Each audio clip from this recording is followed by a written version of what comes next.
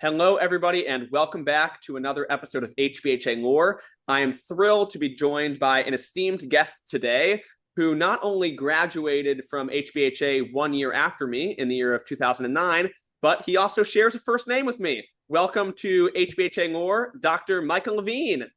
Micah, great to see you and great to talk to you. Yes, this is truly the battle of the Micahs, and I couldn't be more thrilled to have you on as a guest. So, Micah, we will certainly wind our way around to HBHA memories, but I usually like to start each episode with hearing what each person I'm talking to has been up to since graduation. So, you are now a doctor, but could you just kind of get us caught up to speed of the path you took before we get into the medical work you're doing nowadays, just the path you took from when you graduated HBHA in 2009 up until kind of when you started your career? Yeah, so after HBHA, I wanted to put off a little bit of going to university. And so I ended up going to Israel for a year. And I actually, lo and behold, did go to university there. I studied at Hebrew University in Jerusalem at their Rothberg International School. And there I actually went completely away from medicine science and I started learning about international affairs, diplomacy, and I studied Hebrew and Arabic. And then after a year, kind of immersed in that Israeli culture and whatnot, I missed Chipotle quite a bit. So I came back to the United States and went to KU where I pursued medicine. So I got a degree in human biology, was pretty involved with Hillel there as well as Chabad. And a lot of, alumni were in my class at KU. And from there, I went to med school at the University of Kansas and then went on to do internal medicine residency in DC at Georgetown and finished fellowship in pulmonary and critical care at Rush in Chicago. And a couple years ago, I moved back to Kansas City with my fiance. And here I am today. That sounds wonderful. So from Kansas to Israel, back to Kansas, and a little bit of travel around the U.S., and then finding your way back here, which is always a great place to make your final home. Yeah, it's good to, see people, that we grew up with and where they are now and familiar faces. Just like yesterday, you look the same. Yep. That's the plan. I try not to age over the years. Yeah, you ageless. Yes. That's my goal. All right, so let's hear a bit more about the medical work you're doing now. Can you tell us about what type of medicine you're involved in and some of the things you've been doing professionally over the past few years? Yeah, so I'm a pulmonary and critical care doctor at St. Luke's, and I do various different things within that realm. So my day can look like, rounding in the intensive care unit on sick patients one day, and then another day I may be in clinic seeing patients, with various lung issues, COPD, lung cancer, et cetera. And then I do a little bit of procedures, so bronchoscopy with biopsy, staging for lung cancer, things like that. So that's kind of the work I do at St. Luke's. And then in April, I also launched a virtual pulmonary rehab company, which is essentially like insurance covered and reimbursable rehab for people with chronic lung disease. We find that people who end up doing this, they are less short of breath, they can walk farther, and oftentimes they can live longer. And so I started that actually with HBHA alum Joe Leffler, and then we have another co-founder as well. And so we've been operating since April. We have a team, I want to say, of 6 or 7 right now, and it's going great. We operate in Kansas and Missouri and are about to move into Illinois as well.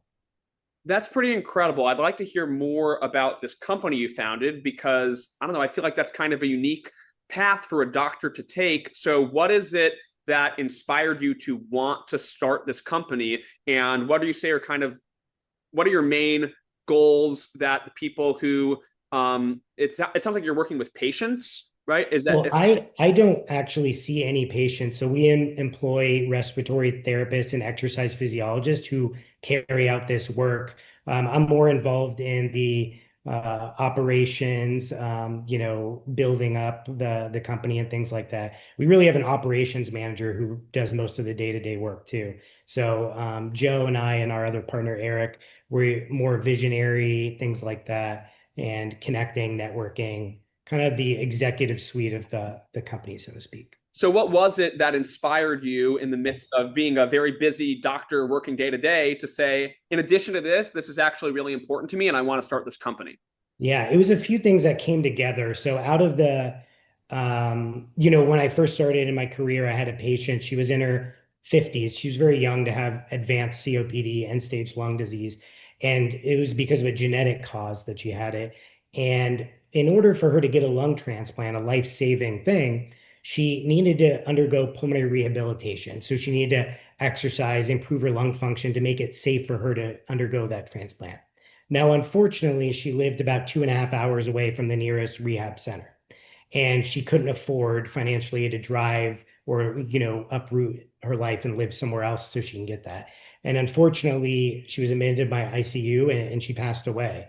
And I believe that if she had a virtual option to do this type of treatment, she would be able to get that lung transplant. She'd be alive today. And that's kind of my why. And then later, it became financially viable to do this out of the travesty of the pandemic. It allowed for an expansion of virtual care in all arenas in healthcare. And I found this niche in virtual pulmonary rehab in that legislation allowed for these billing codes to exist. And I came to Joe and another investor, and that's how Pulmacare was born.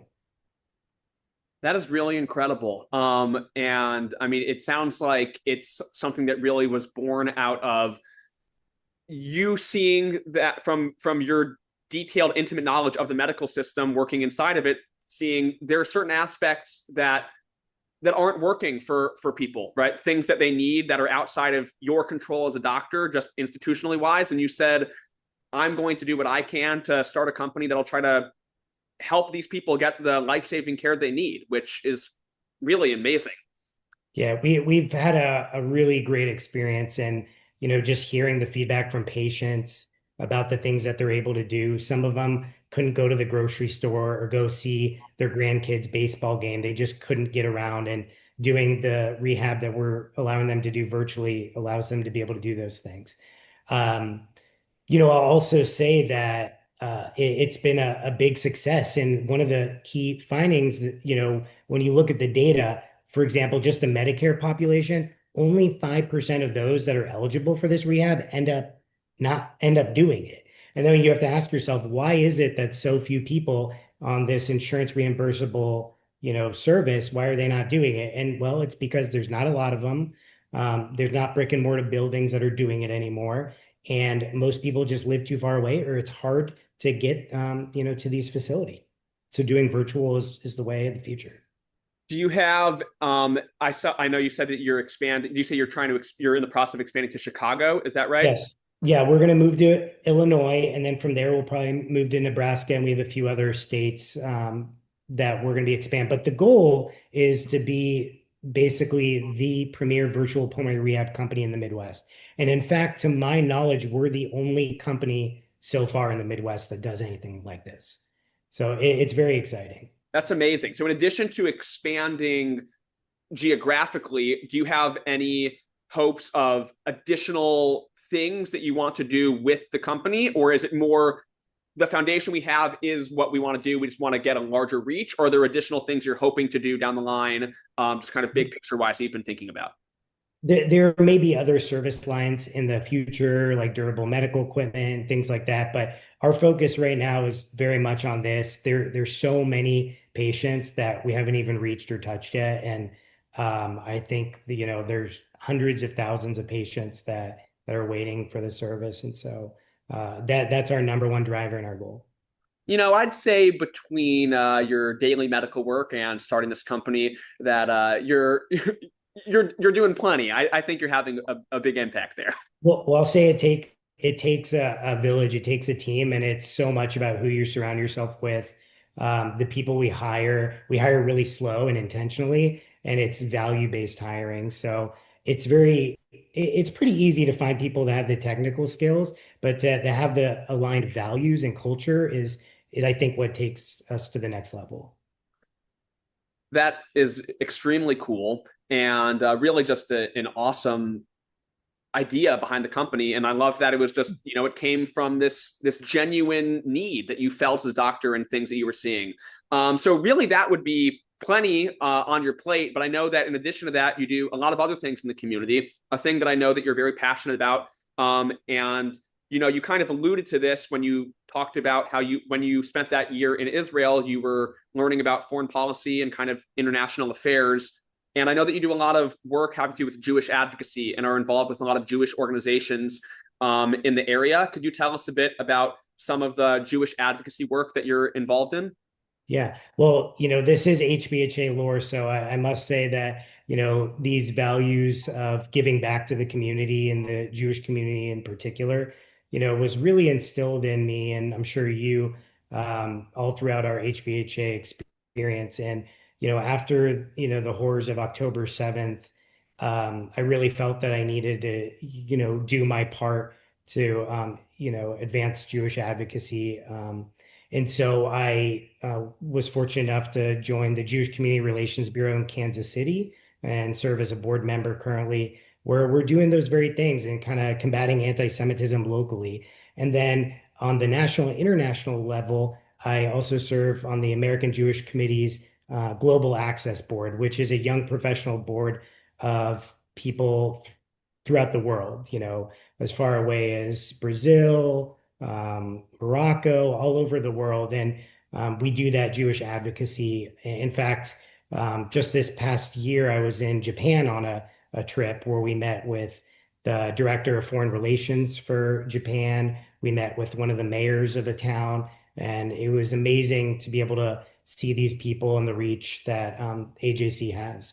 It makes a lasting impact. So when you're meeting internationally, like when you said you're meeting in Japan, I'm assuming, correct me if I'm wrong, but I'm assuming you were not meeting with Jewish people in Japan.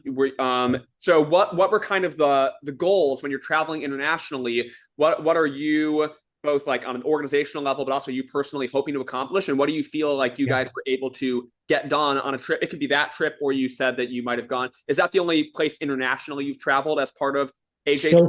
So far, yes, but we have trips to Abu Dhabi, there's trip to Germany. So I plan to go on those as well. But specifically with Japan, it's a lot about building bridges. Actually, the name of the trip, it was co-sponsored by the Ministry of Foreign Affairs of Japan. It's called Kakahashi, which means building bridges. And so the goal is for young Jewish Americans to build bridges with Japan, the people of Japan, and the culture.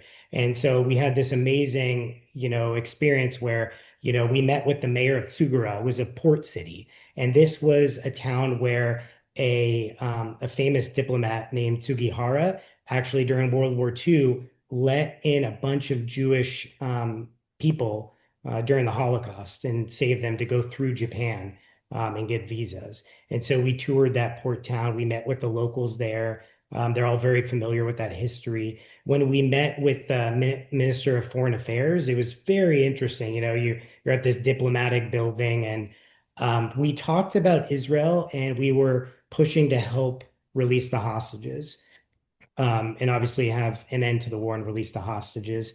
And then we discussed a lot about anti-Semitism in Japan, and we learned about what they're doing to combat it. And frankly, they're doing a great job. It's a wonderful place for Jews, Japan. We did meet with the local Jewish community as well, for one Shabbat, which was wonderful. So that sounds absolutely incredible. And it's interesting you say that, because I'm sure a lot of people listening, myself included, you hear about a country like Japan, and a lot of people are thinking, are there Jews in Japan? Is there a Jewish community in Japan? yeah. So from your perspective, I know it's not like you interacted with everyone, but from your time there, how would you describe the Jewish community in a country like Japan? There are a lot of expats. There's a lot of people who work in tech industry and ended up moving their life and their family there. It's usually people that move for work and they find community. And there's this Jewish community. They kind of have their version of the Jewish Community Center there, where they do high holidays, they celebrate weddings, they have, try to do minyan, and then passerbys come and, can pray. They actually have a kosher restaurant nearby. So it's pretty interesting. I sat on the bench where Golda Meir sat when she was there. Very cool. And, one of the things, since the trip was about building bridges, I'll give you an example, a tangible thing we took away from it. I went to Doshisha University where I met with university students who were studying Hebrew. These were Japanese students and actually one Chinese student. And they were studying about Judaism as part of their school of theology. And out of these conversations, I actually met a woman who was an Israeli woman who taught there. And she was explaining how they try to bring university students to a Holocaust museum there every year, but finances are limited. So I actually started a campaign and donated to send university students every year to 2.5 hours, take the bullet train to go to a Holocaust museum so they can learn about it. That sounds absolutely incredible. So it sounds like your AJC work, American Jewish Committee work, is a lot of that has kind of an international focus, but you said you're also on the JCRB, the Jewish Community Right. Relations Bureau, which I'm assuming has more of a local focus. Is that Right. correct? Right. So, are there any things that you've been a part of, either a specific event or an educational series, or even just conversations you've been a part of that have to do with the Jewish community in Kansas City, or maybe talking to non-Jews in the local area that have been really important or meaningful to you? Yeah, there's a lot that JCRB does locally, and a big thing that I'm not involved with, but in general that JCRB does. Sarah Markowitz Shriver headed this up. Is she educates other students, whether it's high school students, middle school students about anti-Semitism. She also does it for corporations and companies, so they really understand, what anti-Semitism looks like today. Because as you know, it morphs, all the time throughout history in different ways. And so I think that's one of the biggest things we do locally. We also meet with other, religious members, whether it's the people from local churches. Every year we have a fundraiser where we honor someone in the community, whether they're Jewish or not. That brings a lot of people together to hear about what JCRB does locally. Excellent. And Sarah Markowitz Schreiber, as you said, she's been wonderful. She has come and spoken with students at HBHA a number of times Yeah. over the past few years and led mentoring sessions with them and on ongoing education with our students as well. So that's been great. I mean, JCRB is a wonderful organization. Gavi Geller headed it up for a while. She did changed it in so many ways for the Fellow better. class of 2009. Yeah. Right. Yeah. Shout out to HBHA alum. And now Netta Meltzer, Mhm. another plug, her mother, being Mrs. Meltzer, a Hebrew teacher, A got legend. in trouble plenty from her. But Ned is doing a fantastic job. And then the president, Barry Kasif, he's just amazing to work for. So it's a great team all around. Well, you perfectly segued me there because you mentioned Mrs. Meltzer, which is was both of our Hebrew teacher for many years, and I'm sure many people listening to this podcast, she taught them Hebrew for many years at HBHA. So that's a perfect opportunity for us to pivot a little bit from all the amazing work you're doing nowadays to wind the clock back a little bit and talk about some HBHA times. So first, Micah, start us off. What was your HBHA experience like in terms of just timing? Did you start in kindergarten and go all the way through, or did you join partially through? I was a lifer. Was a lifer. That's right. For people who don't know, and I knew that the answer to that question in advance because even though Mike and I we did graduate 1 year apart, we were in the same kindergarten class together. I started in kindergarten with him, and then I ended up skipping a grade, kind of morphing my kindergarten year into first Are grade. you calling me stupid? No, in I'm fact, just, in fact, listening to I'm you joking. to It's all always funny they say your, like, oh, the little Micah or the big Micah, but maybe in size I was bigger, but you were in the higher grade, eventually. and I So think you're a little bit older than I am too, by maybe a month or two. yeah, just add that to the mix. Yeah. Yeah, and no, I was going to say that listening to you rattle off your medical accomplishments and the starting of your company, I was thinking, man, this is one smart Micah. This might be the top Micah of I don't know about that. of HBHA alumni here. And okay, so you were there K through 12, and there's a lot of memories to sift through there in 13 years of HBHA education. But let's start big picture wise. When you kind of look back, now you graduated. It's been 16 years now, which might be hard to believe. But when you look back on your time there, what are maybe some of the big picture things that stand out to you, especially thinking of things that might have impacted the path that your life has taken since your time at HBHA? Well, when I think back at my time at HBHA, I don't think about studying. I don't think about, all the work. I think about wanting to go to school in the morning to be with my friends and be with my family, be with my community. So I think one of the biggest things that instilled in me is, you are who you surround yourself with. And, those people that, I was with day in, day out, I still talk to many of them today. So I think that's the biggest thing I remember is just the community and wanting to be at school. And part of that community wasn't just the students, the teachers, dare I say the administrators at times. Dare away. I mean, sometimes, but when I wasn't in their office for being in trouble. But that just that community, about each other's lives, you care, and it didn't feel like work or school or a chore. It felt like you wanted to be there. And so I tried to emulate that, in my daily life today and try to surround myself with people and want to, work at a place that I want to go every day and be with people that I want to be around. I think that's incredibly well said. And that's definitely been a theme that I have heard with pretty much everyone I've spoken to, whether that's current teachers, former teachers, or alumni, is the recurring thread is they're with people they want to be with. And, when you're at a small school and you're with the same kids and adults every single day, that's either going to be a terrible experience if you don't like the people you're with, or a Right. wonderful experience. And the nice thing is for everyone I've spoken with and for most people who come through HBHA, it's a fantastic experience for them. And like you said, Right. many of those people are still people that you're in contact with frequently, right? And that you see and talk to on, if not a daily basis, maybe a weekly or a monthly basis, and you hear from them and keep in touch with them. So, well, that was And kind of a very nice answer to a lofty big picture question. But now let's think about some more fun HBHA memories and experiences. Since you were there all the way back in kindergarten, let's start with your younger years. Are there any experiences? It could be a class, an interaction with a teacher, maybe a field trip you went on that kind of sticks out to you all these years later from your younger time, maybe in lower school, kindergarten through fifth grade? well, I had a lot of laughs, a lot of funny things that happened. Just some, my cousin Corey Goodovitz, who, you should interview as well.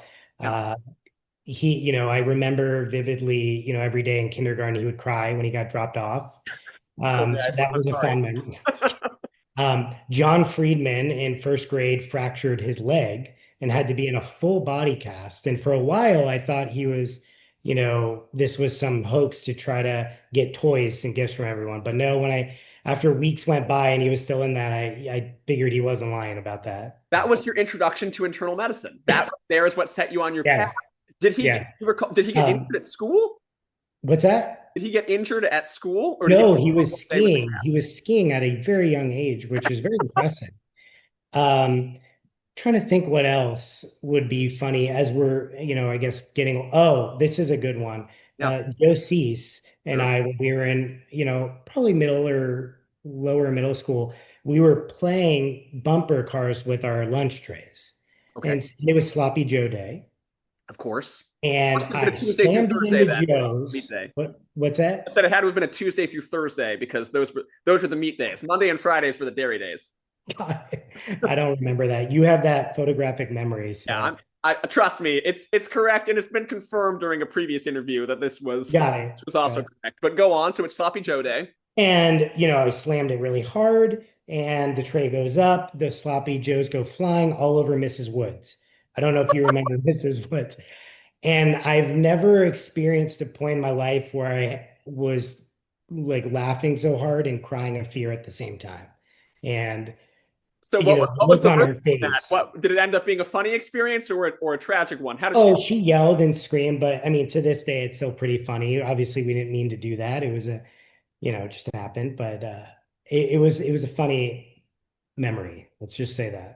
Well, I mean, the food is called Sloppy Joe's, so it is kind of Right. meant to end up on a person's face. So I'm noticing a recurring theme here, which is Corey crying, John getting injured, and Mrs. Woods getting doused with sloppy Yeah, it's like I said, it was a lot of like fun laughs, This is childhood, There's accidents, you cry, you laugh. That's, all the emotions at the HBHA.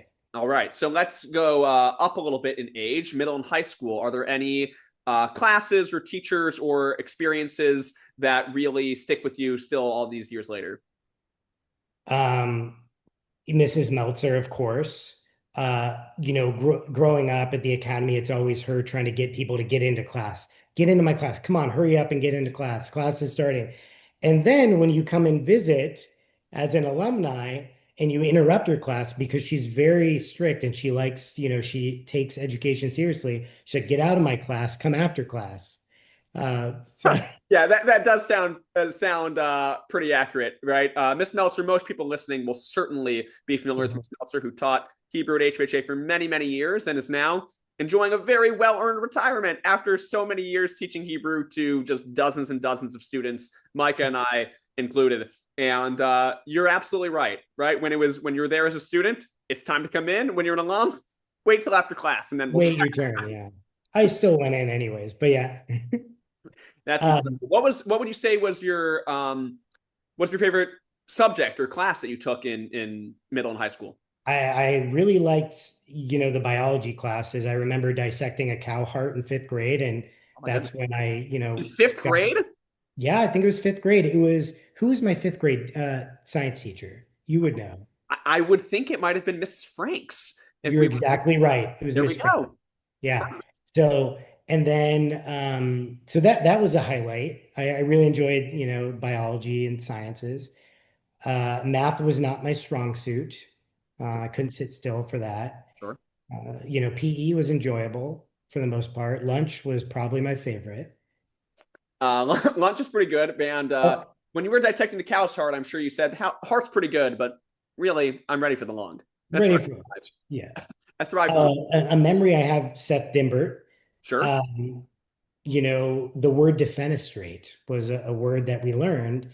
And I just thought that was such an interesting word that one word can mean so many things at once. Can you define To the throw word someone, defenestrate for our listeners who may not be familiar with it? yeah, defenestrate, if I remember, was to throw someone through a window.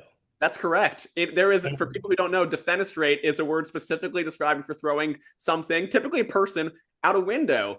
and And I that's also remember Mr. Dimbert defining the word. Maybe it was the same class that we were in, or maybe he just really liked the idea of defenestration. the kids can, do that to you. So That is true. That is true. I have so far been fortunate to refrain from any defenestration in any of my classes, good. which I think is for the best, and I think my students appreciate that as well. Hopefully you at least teach the word, but You know what? I have used it many times over the years, and every single time, just like you, I think of Mr. Dimbert. So, Mr. Dimbert, if yeah, you're listening that's too far, funny. know that you brought defenestration into our lives. I mean, it just goes to show how much education is important and these things stick with you. Now, I know you also did a lot of things outside of the classroom. I know that you were involved in sports. You're a really good athlete. You said you mentioned gym. Do you have any particular sports memories that really stick out with you? Because I know you played on the soccer and basketball team for many years. A lot of confusion when they say Micah, get on the field. I didn't know which one of us it was. So no. Hey, I was already on the field, so Yeah. if Fair, you fair, sat on fair the play. bench, that's you to get on there. There you go. There you go. No, I mean, it was just fun. I mean, we got to hang out with our friends. I can't think, I do remember you used to be an announcer during the games at one point, which was really fun because it's a small school. We have a small team. Everyone, half of the schools on the basketball team, but it took it to this next level, and we had what I would say is like a professional announcer in Micah here. Oh my So, goodness. and Yeah, so so it made it really for fun. people who don't know, let me give a little bit of context to that because that was a super fun thing that we did. Which again, Mr. Dimbert getting a lot of airtime here. So Expect Mr. that. Yeah. Dimbert started an organization at school called Rams Live. Mr. Dimbert, for those who don't know him, was a journalism teacher and English teacher and play director for many years at HBHA, and he also loved sports. And so he started a thing called Rams Live where we broadcast the games, and he was very tech savvy. And so for a few years when I was on junior varsity, I broadcast the boys varsity games. And then when I was on the boys varsity team, I would broadcast the girls varsity games. And there were a bunch of other students it definitely was not just me, but I did a lot of the games, and it was super fun. They streamed live, so people could listen to it like on online. It was like ramslive.com, but basically like Right. a radio game, and it was super fun. And if I had the technical know-how, I'd love to bring it back, but I would just be plugging wires in and not knowing how to Yeah. make it No, happen. that was fun. That was fun. But go actually, you asked this earlier, but if you don't mind, Do. one of the other things about the HBHA is you can do so many different things. You're not pigeonholed as the jock or as, the drama student or whatever. And so, did that, but then I was in The Odd Couple with Nathan Lipsky, which wasn't really acting because we were just playing out our normal selves. Um, And that was your senior year, correct? yeah, I believe so. It I think it was. I know it was, and the reason I know, not because I was stalking you throughout the years and knew, but since I did the plays all throughout high school, and Yes. I know that, alas, you were not in any of the plays with me, so it must have been the year after I graduated. And I actually remember I was at KU, and I remember hearing that you and Nathan were going to be in The Odd Couple, and I said, I've got to go back and see this. And I remember sitting there and watching you guys, and you were great. Were you Oscar or were you Felix in The Odd I Couple? was definitely Felix, the neurotic. Yes, that would be me. And so he's the really buttoned up, uptight, neurotic one, and Nathan was the freewheeling, sloppy guy. Right, that's Oscar. Yeah, Yeah. Okay. yeah. Perfect. Excellent. How was that experience? Because that's when I talked to Sam Matzel several episodes ago, he also talked about joining the play his senior year, right? And some people do something all through high school, but for you, that was an experience that you decided to do your last year of high school. So, what kind of prompted you to do something totally different your last year, and how did that experience go for you? I just thought it would be a really fun thing to do. I always like getting out of my comfort zone. It's something I enjoy doing to test, what you can do. And I think you just learn so much from jumping in and doing something. And so, and I like to make people laugh. And it was a really funny play. And so I really enjoyed, seeing what we could put into it to make people laugh. So, I remember it being very, very funny. So, good. you know, excellent job. I believe that was the first play that Dr. Bannon directed at the HBHA. Yes, yes. And So, he was very theatrical. A so, lot of gesticulations, a lot of all that. So he was perfect for it. so we've kind of covered the entire like 25 years of HBHA theater here talking, because we talked about Mr. Dimbert, who directed the plays I was in. Then Dr. Right. Bannon was directed for a while, and the person who took over directing the high school play from Dr. Bannon is this Is guy it right here. It's me. ha- is it hard to teach that on a different level compared to teaching, your classes? Is it a different type of educational, skill? Oh, what are you flipping the script now and you're interviewing me about play You're directing? welcome. You're welcome. Thank you, Micah. What an excellent I question. get confused which Micah's doing the interview and Yeah. which Micah's, No, I can talk about that briefly, which I love directing the play, and I've been directing the play since my second year there. So I've directed 11 plays there. This year will be my 12th year directing the play. And it is different in that it's less teaching and more like being like a sports coach, right? Mhm. It's more just you kind of and it really is like a team being in a play. You know this from being in a play. Right. It's really, it has to be super collaborative, and you have to be pulling for each person and supporting for each person. And there is a ton of prep work that I have to do beforehand in terms of tracking down the right play and then blocking the play, which is basically writing out the stage directions of what actors Mhm. where. Because if you actually read a script, there are stage directions in it, but they're pretty limited. If you only follow the stage directions in a play that are written down when you perform it, it would be pretty stale to watch. It would be mostly Right. sitting around. So it's kind of funny because I have to sit there, and when I'm blocking it, I'm just imagining it in my head what it's going to look like. And that can be kind of hard to do, keeping track of in my mind where certain characters are. When we actually go to rehearse, a lot of those things end up changing on the fly as we go through things. But no, I love directing the play, but it is really like a sport. And at the end, when you Yeah. do it, the feeling of accomplishment is like winning a game. I mean, it's like a Yeah. really intensive It's a experience, rush. but I love doing it. Yeah. I'm glad you're doing it. I'm gonna have to come back and see a play. What a way to plug the HBHA play. Come this year. HBHA play in the White Theater in May. Yeah. I think May 6th and 7th, but I'll confirm those dates, and I'm sure I'll mention it in a later interview as we get closer down the line. But thank you for And plugging play. That's perfect. yeah, and I was not paid to make that statement, so yeah. No, no free ads here. Um, uh, so no, those are some amazing memories. We've covered lower school, middle school, high school. Are there any specific experiences? It could be something like maybe it was a music performance you went on that we did at school, or maybe it was a field trip or a longer trip that we went on. But anything that's just kind of like a one-time experience as opposed to a class or a recurring thing like a sports team or a play that really sticks out with you all these years later. Well, I mean, March of the Living was, a trip of a lifetime going, from Poland to Israel and being with this, group of friends, meeting other people. It was very eye-opening to see that there's other small Jewish day schools and in other parts of the country, and they have very similar, experiences that we do because, in Kansas, there's nothing like the HBHA. And so getting to see that, we go and meet some kids from Chicago or whatnot, and they know the same camp songs or the same, we pray the same way. It was just nice to see because, we're a siloed Jewish school, in a sea of, public schools and other religions. Yeah, and Um, we went on the same March of the Living trip together we because did. it's a trip that happens every other year, juniors and seniors. Nowadays, we go on a very similar trip, but it's called the Jewish Heritage Trip. Um, Hmm.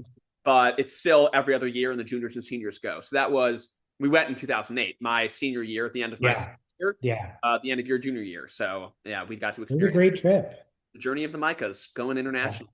And I will say another memory. I don't know. This just came up. Obviously, Todd Cloward just passed away. Awful, great guy, but he had a humorous side. He was very Oh, stern, absolutely. strict, serious, but he was a pretty funny guy. And so, Joe Cease and I one year we found a 6 foot blow up Hanukkah bear Okay. and he had a smaller, office. And so we went in after hours one day and blew up this gigantic Hanukkah bear and left it there for him to find when he got there. And he loved it. He loved it. We thought we might get in trouble, but worked out okay. That is wonderful. And I know that people listening, right, the passing of Mr. Clower has been something that really the entire extended HBHA community has been mourning and thinking about. And but people love hearing stories about him. So I absolutely love that you can bring up a story to highlight. When we talk about him, so often we talk about all the incredible things he did, right, and how hardworking he is and the impact he made. But like you said, another big trait of Mr. Clower is his sense of humor, right? And it does Yeah. not surprise me that you guys stuck a life-size Hanukkah bear in there, and I could see that cracking him up. It may have been 6 foot wide and tall. So, I mean, it was big. That's It quite was Pickwickian, which you may, quite the Hanukkah beast you've got there.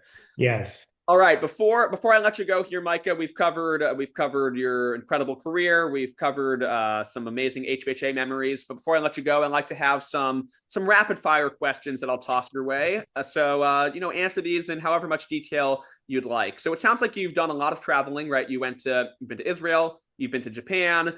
I'm sure there may be other places you've gone as well. What is a place in the world that you have not been to that you would love to visit someday, and why? Right now, Off Thailand. guard with that one. Oh, where'd you say? Yeah, Thailand, somewhere, of that, nature where you have the beauty, but also the adventure. I'm looking for a little more adventure in trips and not just sitting on the beach at times. So I think it would be beautiful to go there. All right. And many, many other places. That was the one that just came off top of my head. Thailand sounds beautiful and amazing. I would love Yeah, you let me know when you're going to Thailand, and I will we'll let make you another know. journey of the Micah, see if we can both journey down there together. There you go. We'll do a podcast from there. Oh, that would be amazing. All right. So obviously you have a thriving career as a pulmonary doctor, but if you had gone into a totally different career in some hypothetical alternate universe where you didn't pursue medicine, what is another career that you could see yourself doing and loving? I really liked business and being building a company, which is what I'm doing now, on the side. I just love the people side of things and making an impact. As a doctor, we can make an impact one patient at a time, but like healthcare businesses, things like that, you're making impact on, countless lives. So I think something more on the health administration or business side of things and just getting to meet with people every day. It's a very good answer, although I will say that the description you gave there does sound a little bit like what you're actually kind of doing with the company you founded. Oh boy. You are kind of living both lives. You know what? I do I will say being some sort of international affairs and relations, I loved my time in Israel and meeting people different background than me. A lot of Arabs. I learned Arabic. And it was really a great opportunity to bridge the gap, understand where other people are coming from, and try to have peace and coexistence. So I would say, and that's initially why I went to Israel to learn international affairs. So probably something in the government as it relates to international affairs. Well, the How incredible about thing that for you? is the hypothetical alternative careers are things that, even if not always in a professional sense, you are doing a lot of that work through your work with So HH. that doesn't count either. No. No, that's I'm gonna keep saying No, I that mean, until you're basically like, I would like to run a zoo, yes, which also yes, sounds great. No, but yeah. that's great. That means that you're taking advantage of the things that matter to you in your life, and you're exploring them in a lot of different ways, both professionally and non-professionally. Yeah, I think it's important not to, it's interesting how people define themselves by their career, which, it's great and important, but I think, there's so many aspects to people. I mean, you're a father, you're a husband, you're an educator, right? So, the HBHA, for example, we got to do winterims where you got to try out all these different things you never get to do throughout your life and career. I remember I did mock trial. So yeah, you want to be a lawyer, you can do that, you can do this. So I think you can do that in the real world too. You don't have to just do one thing. Nice. And for people who are listening who don't know winterums, it's just like Micah was talking about. Winterums are a 1 week class that we have the first week back after winter break. And students, instead of going to their regular classes, they take these wide variety of classes in a bunch of different subjects and topics that are taught by teachers and sometimes by community members that might run the gamut from woodworking to bird watching to yoga to mock trial and really anything that teachers and community members and even students who sometimes step up to lead winterums offer. And it does really give people this really diverse array of experiences that they can sample that they might not do otherwise. And like you said, Great. might even inspire someone to go down a certain career path. If we had a Yeah. section, you would have been all over that back in the day. A nice HBHA plug. There you There you go. go. I got to explain, I got to explain the inner workings of the terminology for people. Fair point. All right, last question I've got for you. Science is off the table for this question, but if you had to go into a school and teach a subject, but you can't do science because science is already your career field. What would Mr. Levine be teaching at school? And also, along with that, what age level, what grade are you teaching here? Wow, that's a good question. No, I just thought of it right now as we were talking. Man, that's hard. Um, English. I, Oh, sorry, that was well, I don't know if you guys teach this, but I would say finance. okay. Why? Yeah, why would you want to teach finance? I think it's something that is not taught at all in high school, in college, and then you expect people to figure it out. And I think, finance is so intricate in everyone's life, whether you want it to be or not. It defines, how you can raise a family, how you can, send your kids to the school you want to go to, all these things. And also how you can give back, how you can donate to the community and things you can do.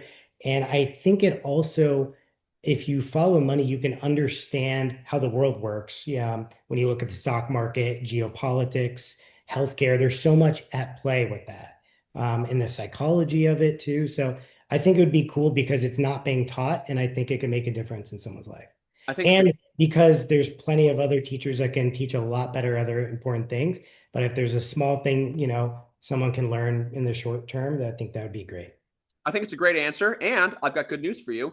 We are teaching a finance class this year at HBHA, which is being taught, Seriously. yeah, by none other than Adam Matzel, who is Sam Matzel, our athletic director's father. Oh, Uh, wow. a lot of career experience in the financial world. And so he's teaching in intro to economics class I as a think that's elective. great. It's a really popular elective that a lot of students have signed up for. Yeah. And And part of that's behavioral economics, but part of the finance class. So really understanding how people, the decisions they make and why. So it's great. well, I think Micah, for people who don't know you and are listening to this, I think the recurring theme that's going to jump out at them is you have a lot of diverse interests, right? Medicine, politics, finance, business, but there is a unifying theme amongst all those things, which is you want to bring people together. Really, that's the main thing that I take away from this, and I think people listening would take away from this is whether it's helping them medically, helping build bridges of understanding amongst people from different cultures, different religious backgrounds, different nations,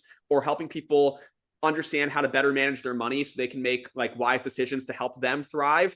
Really, what it comes down to is you've made your life about getting to know people well and helping them better understand their own situation and the people around them, and really trying to bring people together through all the work you're doing medically and through your advocacy and through the company you've founded here. So this has been great because as I said at the outset, and has been clear to people listening, we've known each other since we were 5 years old, right? But I don't get to talk to you as in depth as this that often. So this has been great for me, hearing about all of the incredible things you've been up to the past several years and all the plans you have moving forward. And I know that people who do know you will love hearing all the things you've been up to, and people who don't know you, they're going to be looking you up and they're going to be looking up your company. In fact, can you tell us the name of the company one more time, just so Yeah. It's people can hear it and know what it is? Yeah, it's Pulmacare Rehab, pulmacarerehab.com. Pulmacarerehab.com. If There you people are go. interested, they can learn more about it there. And Yeah, give Micah, me a call if someone has any questions. Happy to answer. Micah, thank you. Thanks for interviewing me. Thanks for doing this. It's been awesome hearing the ones you already have, and I'm excited to see the people you'll interview in the future. And I know I'm not allowed to request something oh, because I'm the guest, but request whatever I you want. think I think we should do an episode where the script is reversed and we get a Micah Margolies interview. You know So that you're not the first person who said that. I think that there is a flipped script in reverse. Although I think that people, after they've listened to several of these episodes, they'll be like, "We get it. We know who Micah Margolies is. Let's hear. We want to hear about the other people." But I've got some stories I can share. So if there's a flip script reversal episode, yeah. sure, people can hopefully. Sounds great. All right, Micah, this has been an absolute blast. Thank you for your time, and have a wonderful night. Awesome. Thank you.